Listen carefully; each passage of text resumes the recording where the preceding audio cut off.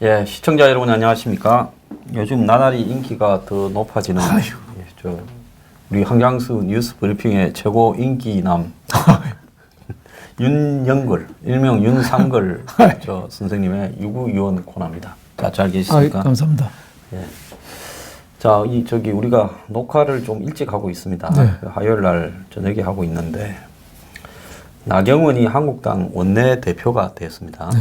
근데 차이가 비슷비슷하다더니만 68대 35 뭐 더블 스코어 차이가 났는데요. 자, 일단 결과에 대해서는 어떻게 보십니까?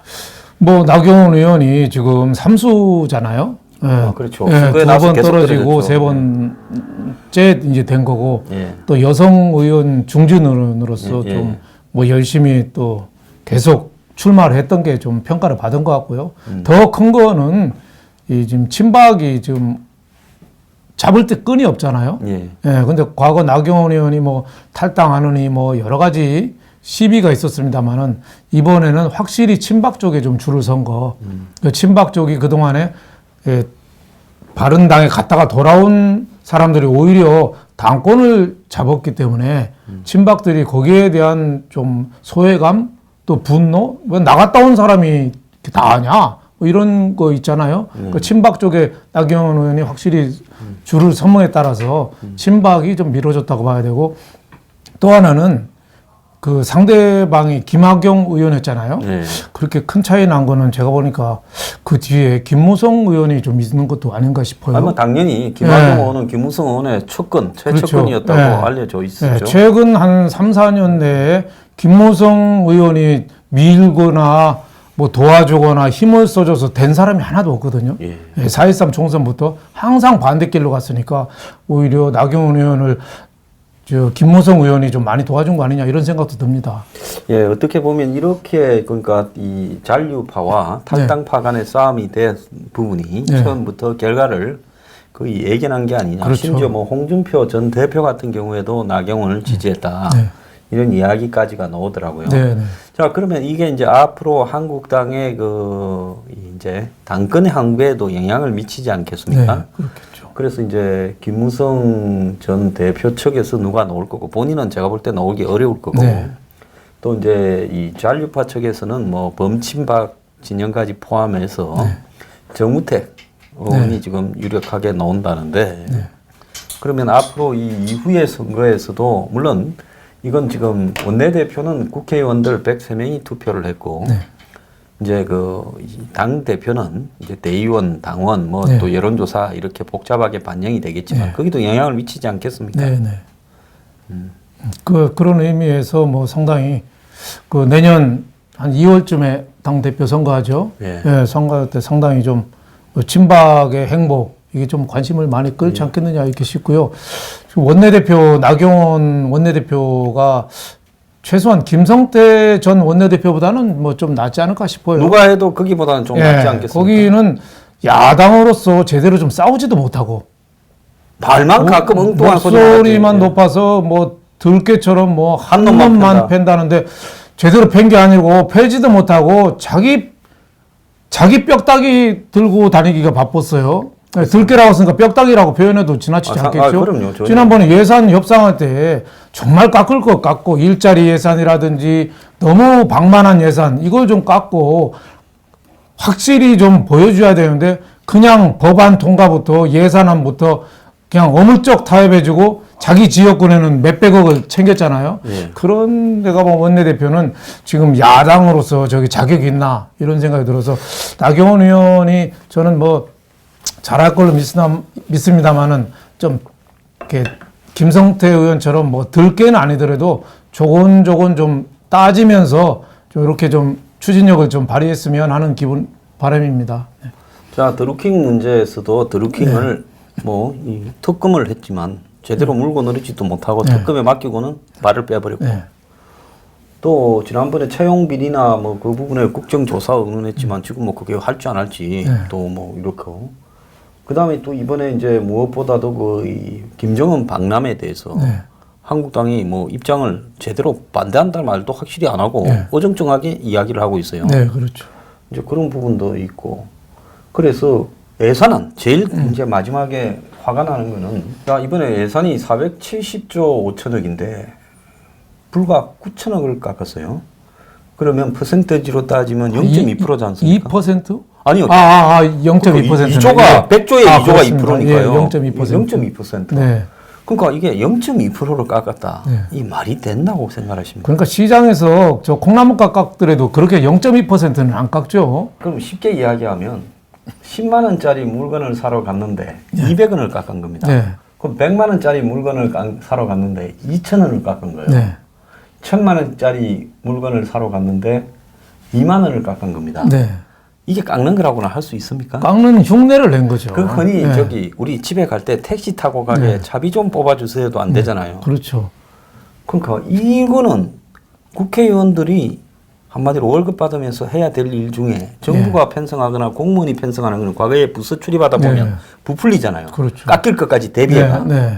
그래서 과별로 내라고 하면 국이 이렇게 예산을 모을 때 또 부풀리고 국에서 또 본부로 올릴 때 또 부풀리고 또 각 부서별로 또 정부 중앙 총리실에 올릴 때 또 부풀려가. 그래가 예산을 합계 내면 이만큼 부풀어져 있어요. 그래서 제가 옛날에 저기 좀 있을 때 보면 중앙의 정부의 예산 편성 이런 걸 보면 무슨 과장이 몇백억 대를 주무르고 무슨 국장 되면 몇천억 대를 주무르고 이러더라고요. 네, 그렇죠. 네. 그러니까 이번에도 좀 야합이라는 말이 안 나올 수가 없죠. 이건 뭐 깎는 것도 아니고 오히려 그 정부에서 더 당황했을 거예요. 어느 정도 깎을 걸로 계산해서 올렸는데 안 깎고 그냥 거의 다 됐으니까. 그리고 처음에 예결 소위에서 무슨 그 남북 교류 협력 기금 1조 1,000억 정도에 1,000억 깎았다 했다가 나중에 그게 그대로 통과된 게 드러났고 그다음에 청와대에서 특수활동비를 10원짜리 하나 안 깎았다. 그리고 저거들 지역구에는 또 몇백억씩 다 들고 갔더만. 그렇죠. 핵심들. 그 뭐 저 이해찬 더불어민주당 대표는 김성태. 세종시에 하고 김성태 의원은 또 서울 저 뭐 강서인가요? 어디 쪽에 그냥 뭐 무더기 돈 뭐 장재원부터 다 뭐 이렇게 말이 안 되는 다 야합이라고 볼 수 있죠. 국민이 화가 나는 게 여당은 그렇다고 쳐요. 예? 뭐 대통령하고 뭐 여당은 한 몸이니까. 그럼 야당은 거기에서 견제를 해야 될 거 아니에요.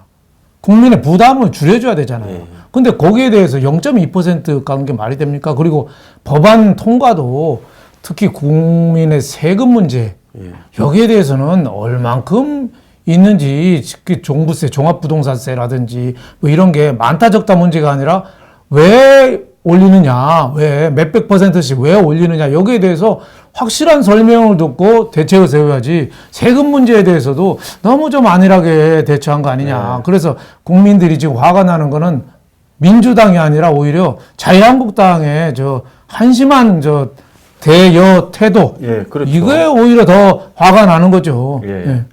자, 이 요즘에 그 프랑스에 그 뭡니까? 마크롱의 그 노란 조끼 투쟁이라는 게 결국은 중앙 정부가 무슨 뭐 이 아주 부자들 부유세는 감세해주고 또 그 서민들을 상대로 한 유류세라든지 일반 세금은 이렇게 높아가 세율이 한 45% 되는 모양이더라 프랑스는요. 굉장히 높죠. 그러니까 세금 빼고 프랑스의 무슨 뭐 이 서민들의 평균 소득이 한 167만 원 이렇게밖에 안 되더라고요. 왜 이리 작은 거 했다면 가구당 세금이 절반쯤 나가버리니까 그러니까 한 330만 원 받았다가 세금을 빼버리니까 167만 원. 그래서 거기 인터뷰하는 거 보면 20년 일하고 내가 140만 원, 150만 원 갖고 온다. 근데 일단 지가 쓰면 복지를 안 해주더라도 좀 쓸 게 있지만 정부에 세금을 내고 나면 그것이 정부에서 다시 이렇게 하는 데 올 때는 그거는 이리저리 세면서 적지 않습니까? 그렇죠. 그래서 유류세라든지 이런 거 환급 올리는 문제 이런 것 때문에 국민이 예민하게 반응한 거죠. 세금 문제가 얼마나 중요합니까? 과거에 뭐 박근혜 대통령 전에 박정희 대통령 때 박정희 대통령 그 뭐 부마 예. 뭐 민주항쟁 그 원인도 사실은 부가세 올리는 것 때문에 원인이라는 얘기도 있었잖아요. 예. 그럴 정도로 세금이라는 게 얼마나 민감해요. 미국 독립전쟁도 사실 영국하고 싸운 것도 예. 보스턴 차 사건 그때도 세금 문제고 예. 지금 세금에 대해서 지금 정부가 하고 있는 게 세금 면제자는 너무 많고 일방적으로 자의적으로 막 물리고 이런 거 있잖아요. 뭐 세금 내는 사람은 평균은 좀 늘려야죠. 조금이라도 다만. 아니 그렇죠. 조금이라도 내야죠. 최저임금 받는 사람도 내고 100만 한 원을 번도 안 내는 내야지. 사람이 뭐 절반 가까이 된다. 이거는 문제가 있잖아요. 문제가 크죠. 그런 거 내게 해야 되고 또 뭐 종교인들도 제대로 내는지 세금 모르겠어요. 내야죠. 그런 거에 대해서 좀 확실히 하고 그리고 명분과 이게 이유가 있는지 분명히 설명해야 되는데 여야 몇 명이 모여서 그냥 얼렁뚱땅 해서 박수치고 통과시키니까 이게 국민을 무시하는 건지 그래서 참 이번에 자유한국당에 대해서 너무너무 실망했습니다. 자, 그런데 이 사람들이 또 편법인 건 국회 사무처가 12월 7일 날 자료를 내가지고 네. 보수 증가율이 공무원 평균 연봉 1.8% 인상을 적용했다면서 1억 290만 원에서 1억 472만 원으로 182만 원 올라갔다 했는데 그래서 그거야 뭐 국민들이 봤을 때 올린 것도 아니구나 생각할 수 있는데 문제는 국회의원 세비라는 거는 이 본봉 외에 온갖 수당들이 붙어서 그렇죠. 같이 올라가다 보니까 이게 1억 4천만 원에서 1억 6천만 원이잖아요. 네. 그래서 다른 샐러리맨들은 전부 본봉 기준으로 연봉 얼마냐 하는데 그 연봉 안에 다 포함된 거지 본봉으로 연봉 얼마냐 하는 건 아니지 않습니까? 네, 네. 세금 때리는 것까지 다 포함해서 식비부터 무슨 뭐 이런 것까지 다 포함해서 그러는데 그래서 국회의원의 세비는 수당, 입법활동비, 특별활동비, 여비 등을 다 포함하는 건데 이 사람들은 본봉 오른 거는 190만 원이라고 182만 원이라면서 2천만 원 올린 거를 쓱 감찼어요. 이것도 가정스럽지 않습니까? 그렇죠. 그나마 더 일이나 제대로 하고. 아니 그리고 네? 예산을 갖다가 몇십 조 깎는다며. 깎는다든지 뭐 그 예산 이거 이 돈 정도 한 3천억 정도 써서 너희들 월급 좀 받고 가라. 하지만 이렇게 비효율적인 집단한테 그러니까 세비를 올리고 자기 임금 올리고 이런 나라가 없는 거죠. 어디 뭐 북유럽이나 덴마크나 스웨덴 같은데 국회의원 보십시오. 자전거 타고 가서 일하고 비서도 없이 혼자 고시원 같은 데서 연구하고 그 토의하고 이러잖아요. 그 보좌관도 공동으로 쓰더라고요. 네, 이런 국회의원이 어디 있습니까? 그래서 참 한심하다 이런 생각이 들고 저도요 올해 국회의원 후원금 내놓으라는 거 다 쓰레기통에 다 집어 던져버렸습니다. 아, 뻔뻔하네요. 아니 낼 사람이 있어요. 낼 사람이.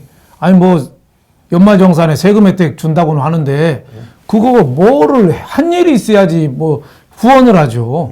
예, 제가 보기에는 바로바로 쓰레기통에 버리는 것도 우리나라 정치 발전에 저는 일조하는 거다 이렇게 생각했습니다. 예. 자, 그런데 국회의원이 그것만 있느냐? 자, 국회의원이 후원회를 하게 돼 있지 않습니까? 그래서 선거가 없는 해는 얼마, 선거가 있는 해는 얼마 해가 후원회 이 비용을 받잖아요. 예. 그래서 그 좀 돈이 되면 후원회 그 1년에 한 2억, 3억, 4억 뭐 네. 이렇게 받지 않습니까? 네, 그렇죠. 자, 그런데 이건 국민의당 중앙 그 선대위 대변인이 언제 이야기를 한 건가 하면 아마 이 지난 그 대선 때나 이야기를 했던 것 같아요. 네. 그때 자료에 보면 안철수 대선 후보 측은 네. 문재인 민주당 더불어민주당 후보를 향해 세월호 참사 당일 맛집 투어를 했다면서 문 후보가 세월호 단식 기간을 벌인 동안에 그러니까 단식을 한 기간에 네, 예. 감자탕집, 빵집 등의 정치 자금을 사용한 것으로 되어 있다. 가짜 단식 여부에 대해서 해명하라. 그래서 단식 기간 정치 자금 사용 내역을 보면 호텔, 감자탕집, 커피 전문점, 빵집, 빈대떡집 등이 사용처로 기록되어 있다. 단식 기간에 사용된 온갖 식비에 이건 도대체 어디서 나온 건지 도깨비가 썼냐. 자, 그러면서 지금 지적을 했습니다. 그래서 문 후보는 그 당시에 문 대통령은 2014년 7월에 그 김영호라고 세월호 유가족 그 유명한 사람 있지 않습니까? 광화문에서 단식 투쟁을 할 때 그걸 말린다고 갔다가 그 옆에 앉아가지고 9일 동안 동조 단식을 했죠. 본인이 그 청와대 시민사회 수석을 할 때는 천성산 터널 문제로 그 뭐 지율 스님인가 하는 그 여성이 이 단식을 이렇게 할 때 단식을 돕는 시민사회단체한테 그걸 부추기면 안 된다 했는데 자기는 그걸 했어요. 그래서 그 당시 국민의당 대변인은 정치자금법 2조에 의하면 2조 3항에 의하면 정치자금법은 정치활동을 위해 소요돼야 되는 경비로 사적 경비로 지출하거나 부정한 용도로 하면 안 된다 이렇게 말을 했는데 이렇게 돈을 썼단 말입니다. 그래서 또 그 전날 논평에서는 세월호 참사 당일 그러니까 2014년 4월 13일입니까? 그날 문 후보의 정치자금 사용 내역을 보면 세월호 참사 당일 여의도 한정식 집과 일식집을 방문해 식사를 했다. 사고 다음 날도 여의도 한정식집을 이렇게 방문했다. 국가 위기 상황에서 즉시 행동으로 나선 안철수 후보와 맛집 투어를 했던 문재인 후보 이렇게 지적을 했거든요. 자, 이거 지금 다 공개된 게 뭐겠습니까? 국회의원 내역서가 공개가 된 원에 거죠. 그걸로 정치 자금은 거지. 지가 지 세비 받아서 그 세비에서 자기가 집에 갖고 갈 돈으로 그거 먹고 다닌 내역이 공개될 필요는 없지 않습니까? 그래서 이 국회의원이 또 후원금 받은 것도 또 이런 식으로들 쓰고 있어요. 그러니까 지난번에 청와대 비서관들이 마구 썼는데도 그냥 넘어간 거. 그 무슨 의원이죠? 심재철 심재철 의원이 했는데도 그게 무슨 문제냐고 오히려 그 세게 나갔던 이유가 뭐 위부터 윗물이 흐리니까 아랫물도 저렇게 흐린 거 아니냐. 그래서 지금 정권이 이 내로남불 이게 좀 보통 정상을 넘는 거 아닌가 싶어요. 남에 대해서는 가혹하게 자신에 대해서는 아주 따뜻하게. 그래서 이 조국 민정수석도 왜 춘풍 추상이라고 대통령이 비서관한테 선물해서 액자에 걸려있잖아요. 남한테는 봄바람처럼 춘풍처럼 하고 자기한테는 추상, 가을서리처럼 해야 되는데 지금 반대로 하고 있죠. 자신한테는 봄바람으로 하고 남한테는 추상처럼 이렇게 엄하게 하는. 그래서 참 문재인 이 리더십이 이 문제가 있지 않느냐 그런 생각이 듭니다. 그 세월호가 4월 16일이죠. 4월 16일이죠. 그날 보면 3도 일식이라는 데서 간담회 식비로 12만 1,000원. 또 그날 또 이건 저녁인가 봐요. 앞에 거는 점심이고. 전통 항정식 동해에서 간담회 식비에서 13만 7,500원을 이렇게 했어요. 그때 이 서남수 장관인가 하는 사람이 그 세월호 체육관에서 라면 하나 먹다가 라면 먹는다고 또 지랄지랄 해가지고 그렇죠. 또 그때 해양수산부 장관 교육부 장관 교육부 장관 참 좀 어떻게 보십니까? 참 우리가 지금 적폐청산 수사를 한다고 세게 하잖아요. 자살한 사람도 자꾸 나오고 요전에도 뭐 검사 출신 변호사 한 분이 그 극단적인 선택한 데 이어서 지금 며칠 전에는 그 이재수 기무사령관도 극단적인 선택했잖아요. 저게 어느 정도는 서로 매듭을 짓고 이렇게 넘어가야 되는데 남한테는 끊임없이 털고 하면서 결국 자신은 뭐가 다르냔 말이죠. 자신도 이렇게 똑같은 길을 가고 있잖아요. 그런 의미에서 그 공자한테 얘기했대요. 평생 동안에 한 가지 말을 화두를 잡으려면은 뭐를 잡아야 되냐. 공자가 거리낌 없이 서라고 그랬대요. 서. 용서할 서. 용서할 서. 그러니까 내 마음을 미루어서 남을 이해하는 게 서라는 거. 용서할 서자. 계집여에다가 입구자에다가 뭐 마음심자 있는 거잖아요. 그 정도로 한 나라가 발전하려면은 이 용서가 돼야 되고 관용이 돼야지죠. 그래서 정권에 대한 후세의 평은 관용의 크기가 얼마나 커야 크냐. 그게 나중에 평가가 아니 되는가 싶어요. 그런 측면에서 보면 한국의 역대 정권들은 다들 좀 잔혹했지요.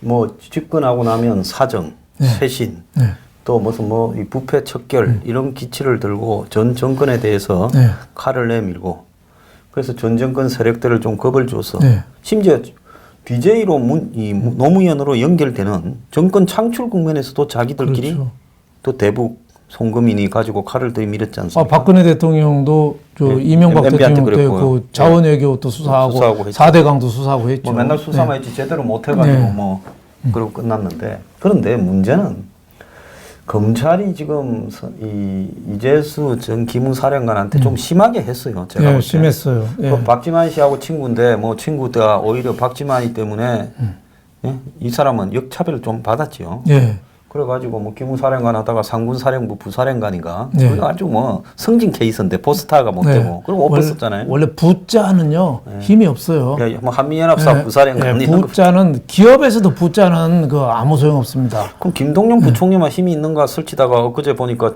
자기가 운전해서 집에 가대요. 네, 거기도 퇴임사가 뭐 듣기 싫은 얘기도 해야 된다 이런 식으로 퇴임사를 했더라고요. 아 있을 때는 예. 그 김재철이한테 그게 취임사가 됐어요. 그게 퇴임사였어요. 김동연 부총리도 아무 이유 없이 그냥 둘러쓰다가 갔는데. 그 양반은 나중에 세월 지나면 자기는 운전권에 저항했다고 말할 수 있겠습니까?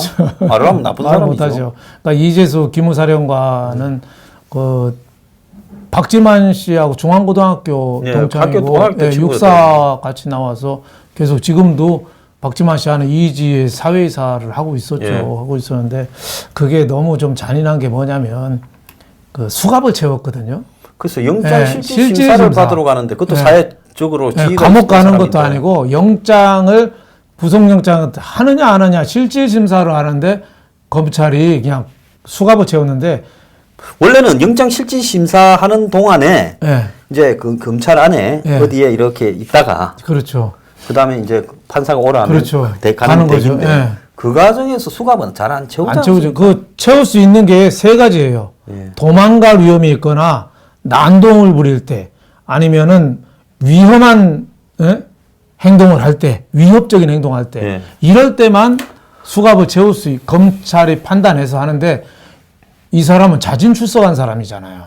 그리고 삼성 장군이고 그래도 나라를 지키던 군 출신이고 명예를 생명처럼 소중하시는 분인데 저는 뭐 잘잘못을 여기서 따지고 싶지는 않아요. 그것도 뭐 죄가 있는지 없는지 세월호 유가족을 뭐 사찰했다는 얘기인데 사찰하고 알아본 거하고 저는 뭐가 차이가 있는지 모르겠어요. 예. 하여튼 뭐 수갑을 채운 거. 두 번째는 별건 수사죠.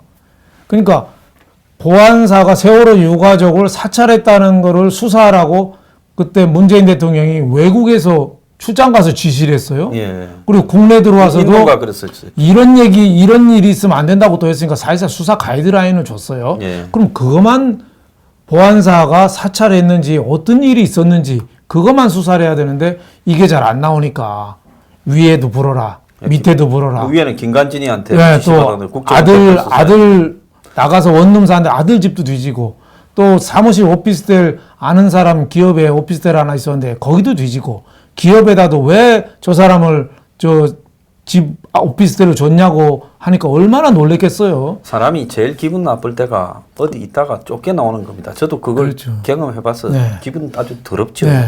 그래서 하여튼 별건 수사가 참 우리나라 검찰이 아주 못된 버릇 중에 하나입니다. 제가 아는 사람은 이 검찰 수사를 봤는데 검찰이 증언을 원하는 대로 써줬는데 그대로 증언 안 했대요. 근데 이제 법원에서 증언하고 나오는데 검찰이 부르더니 그러더래요. 당신 내 또 부를 테니까 집에서 기다리고 있어. 그 말 듣고서 잠을 못 잤답니다. 그게 우리나라 검찰 수준인데 이번에 그 이재수 전 기무사령관 수사는 우리나라 검찰이 해도 너무했다. 자, 만약에 이제 이재수를 수사하라고 이 사람들이 어디서 지시를 받았다면 모처에서 나중에 이 검찰도 나중에 깜빵 갈 일 생기는 거 아니겠습니까? 그렇죠. 이게 나중에 적폐청산 하던 거를 또 적폐청산하는 수사를 하면은 지금 유일하게 적폐청산 안 한 데가 지금 수사를 안 한 데가 검찰이에요. 검찰이죠. 검찰이 지금 성역이 돼 있잖아요. 예? 거기 뭐 대윤, 소윤도 있고 뭐 만사 채통도 있어요. 만사 채통. 예? 그건 누굽니까? 지금 그 서울중앙지검장 예, 윤석열이. 예. 그분을 데리고 있었던 사람이 옛날에 최동욱 검찰총장이잖아요. 아, 최동욱이죠. 혼외자 사건 때문에 나간 아, 사람. 예, 그 사람한테 요즘 가면 이 사람이 윤석열 지금 중앙지검장하고 같이 일을 했잖아요. 예. 친분이 있잖아요. 예. 그러니까 그쪽에 통하면 만사 된다고 해서 만사 채통이라고 그러죠. 예. 또 윤석열 검사장도 있고 그 밑에 윤대일인가요? 청와대에 있다 나온 사람. 윤대일. 예. 예. 저도 뭐 같은 윤갑니다만은 대윤 소윤으로 또 이렇게 실세가 나뉘는 거죠. 근데 뭐 대윤 소윤도 좋고 뭐 중윤도 좋고 한데 할 건 하고 가야 되는데 자기만 과거 정부에서 제일 우병우부터 제일 문제가 된 게 검찰이었는데 검찰만 쏙 빼고 다른 사람은 지금 단죄하고 있는데 그 단죄나마 지금 제대로 하지 않고 이렇게 억울한 사람을 자꾸 양산하고 있는 게 문제죠. 제가 옛날에 네. 한번 검찰에 뭐 이렇게 몇 년을 불려 다닐 때 내가 하도 열이 받아가 이 증거를 갖다가 이렇게 끼워놓고 말이 그리고는 또 뭐 그거에 대해서 막 무슨 미국 스파이 사건에 조사를 하고 제가 그랬습니다. 검사한테 이야기 좀 합시다. 네. 당신 젊은 사람이 이런 일에 함부로 총대 메고 나서다가 나중에 감당 못할 일 벌어진다고 내가 앞에 그랬어요. 내가 오죽 열이 받았으면 그랬겠습니까? 네. 일주면서 그만해라 내가 네. 딱 그랬어요. 그래서 이 검찰이요, 제가 볼 때 이번에 MB에 대해서 나는 사실은 다스가 MB 거라고 2007년에 많이 이야기했던 사람입니다. 그래가지고 저도 사실은 MB한테 엄청 당했어요. 네. 그러는데 아니 이제 와가지고 MB 거라 하면 뭐합니까? 그때 그러던가. 우리 검찰의 수준이죠. 그래놓고는 창피하졌나? 저거가 검찰의 그 뭡니까 특수수사본부를 통해가 검찰 특본에서 그 뭐 이명박이 BBK니 뭐니 다 네. 관련이 없다고 네. 싹 털어버려서 이명박 당선한 거 아니에요? 네.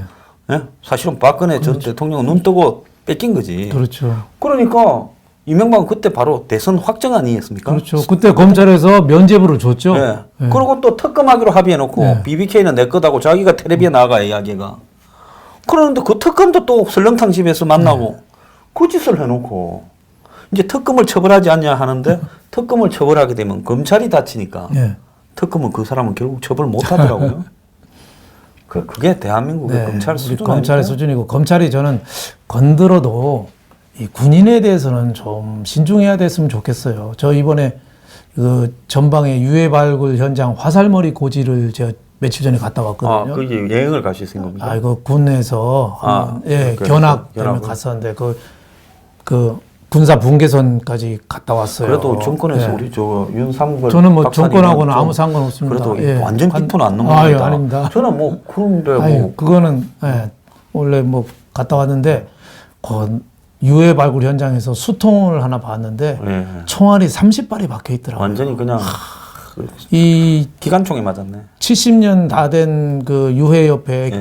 수통에 총알이 30발이 박혀 있으면 온몸에는 얼마나 많이 박혀 있을까. 네. 그 휴전전에 그 화살머리 고지 그 옆에는 백마고지. 철의 삼각지대 그렇죠. 해가지고 뭐 그 폭탑 무슨 네. 전투도 있고 다 거기가 마지막에 네, 나무가 하나도 없어서 말처럼 생긴 나무가 하나도 없어서 백마고지라고 했다는 거기에 거예요. 뭐 1m에 네. 무슨 한 10대명씩 막판에 네. 돌아가신대.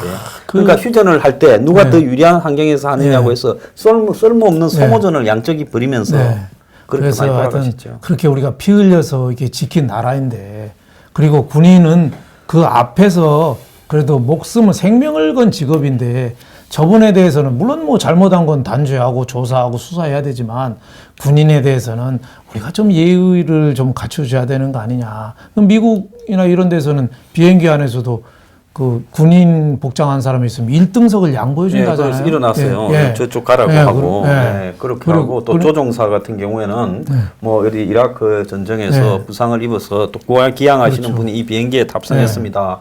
이 조종사 안내 방송을 하고 또 유해를 싣고 왔으면 유해를 지금 내리고 있으니까 다들 비행기 안에서 대기를 좀 해주십시오.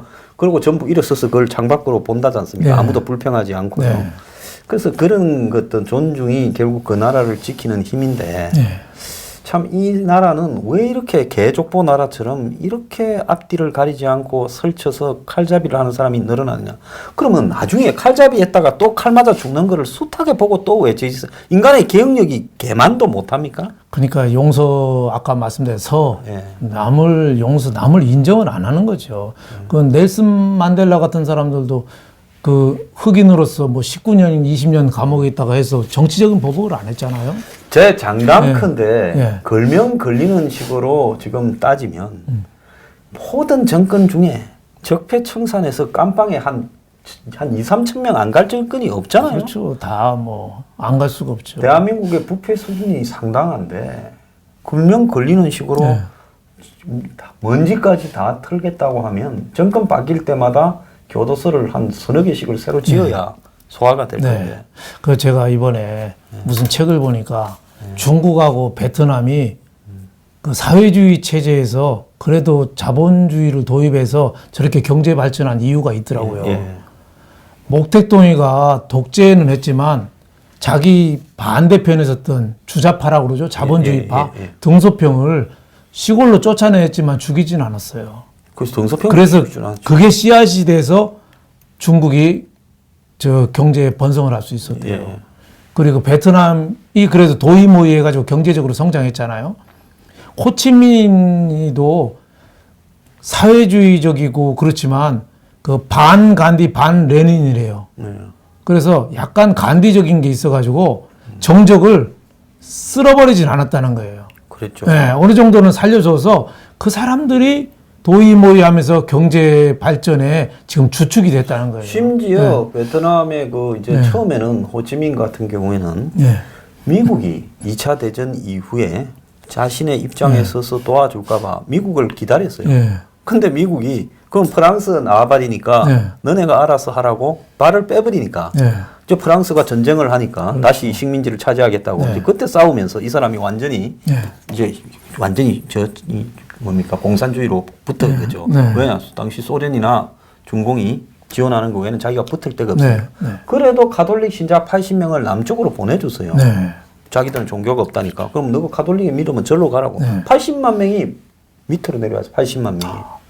그런 거를 보면 그 베트남이 그 이후에 지금까지 베트남에서 무슨 정쟁이 일어나갖고 학살을 하고 그런 게 없는 그런 거죠. 게 없지 않습니까? 예, 조용히 정리되고 그렇죠. 있잖아요. 거기서 보면은 북한은 아무리 남쪽에서 경제 협력해주고 경제 제재가 풀어도 자본주의적으로 성장하는 데는 한계가 있다고 봐요.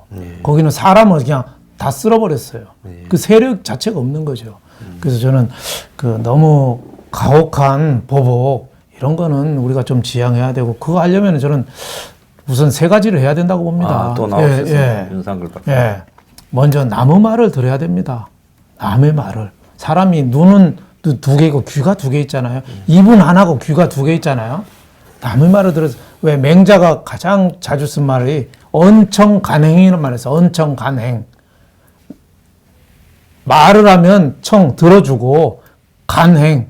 남이 부탁하면 하기 싫어도 기꺼이 행해달라 이거죠. 남의 말을 듣고 기꺼이 행해달라 이거죠. 그리고 나도 틀릴 수 있다 이렇게 생각을 해야 돼요. 나는 지금 우리나라 지도자들 그렇잖아요. 자신은 100% 맞는 거잖아요. 오불관언이라고. 자기는 100% 맞고 다 상대방 잘못됐잖아요. 하다못해 철도 사고가 나도 과거 정권의 그 이윤 추구 뭐 이런 것 때문에 민영화 이것 때문에 한다고 핑계를 대니까 이거는 말이야 나도 틀릴 수 있다. 세상에 없는 게 공짜 정답 비밀이잖아요. 정답이 없는 거예요. 나도 틀릴 수 있다. 마지막으로는 미래를 위해서 지금 정권이 제일 할 수 있는 게 용서입니다. 용서, 화합, 관용. 이 미라를 용서해 준다고 관용은 미라를 땅에 뿌리는 거랑 똑같아요. 그래서 미랄이 썩으면 썩은 미랄이 땅을 비옥하게 해서 밭이 되잖아요. 근데 미랄이 썩지 않으면 그냥 미랄로 남는 거잖아요. 그것처럼 이 정권이 앞으로도 더 발전하고 정권 50년, 30년 재창출을 한다면 정말 그 씨앗은 화합과 용서와 관용이라는 씨앗이다. 그래서 제가 지금 정부가 가장 안타까운 게 그겁니다. 예. 참 이렇게 사람이 되라 하는데 사람이 별로 될 것 같지가 않아요. 저는 제 스타일대로 좀 이야기를 하겠습니다. 이왕한 거 더 뽑아가지고 발본 세곤하고 그 다음에 너희들도 그대로 당하기를 기다려라. 이래가 이제 피해 악순환을 봐서 이제 한번 죽였다가는 더 크게 죽구나 해서 이제는 함부로 그렇게 이 척결하는 부분을 가지고 설치되지 못하고 또 척결하는데 도구로 쓰였던 칼들도 전부 이제 이 용광로에 던져 넣어버리거나 녹여버려야 된다. 그래서 좀 조심하십시오. 지금 설치는 사람들요. 언젠가 당신이 지금 이렇게 돼가지고 또 언팔찌 차고 카메라 앞에 서게 될 때 인생 무상하게 이렇게 말할 때가 있겠죠. 그 인생 무상 화무 11홍의 말이라는 말이 딱 맞습니다. 옛날에 박지원 씨가 꽃이 떨어지기로 쓰니 바람을 탓하냐. 깜방 가면서 조지훈의 이 낙화라는 네. 시를 언급했지 않습니까? 네. 자, 사람은 누구나 다 시를 또 엎을 때가 옵니다. 그렇게 안 되게 조심하기 바랍니다. 아니, 조심하지 말고 하고 싶은 대로 다 하십시오. 우리인이 하고 싶은 대로 다 하라 하는 문바들의 이야기를 대신 전합니다. 자, 1부 마치겠습니다.